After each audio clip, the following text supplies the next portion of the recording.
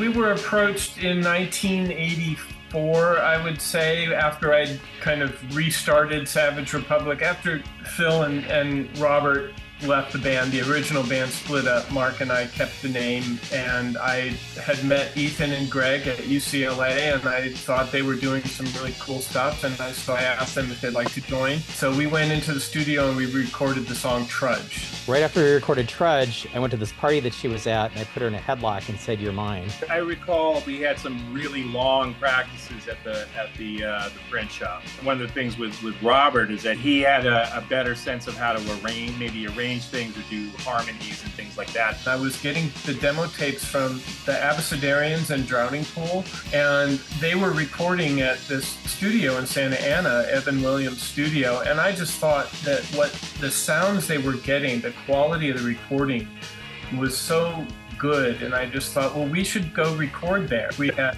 trashy guitars and not the greatest amps. The band wasn't really unified about what it should be. There was a lot of tug of war going on. Mark wrote some lyrics, I wrote some lyrics. Robert did a lot to kind of arrange things after the fact. Mark's drum sound is one of my favorite things on that record. He does these insane fills and rolls and things. I know, he's like going off the rails and then he comes right back on it again. Yeah, how the fuck did he do that? I mean, Mark was just an amazing artist, although I think his psych meds actually affected his timing. And that also kind of gave it sort of an interesting pulse sometimes. It's tragic with Mark. That's what I finally learned from Tom, was less is more. I didn't know that during Ceremonial. As Ethan said, there was some push and pull there, and ultimately, it just became more obvious that it just was going to be a more democratic situation. There's a lot of stuff I like and a lot of things I wish we had done differently. The Ceremonial style, I think, is a big influence on me. Like Greg said, it's a flawed record, but there's a lot of beautiful music on it.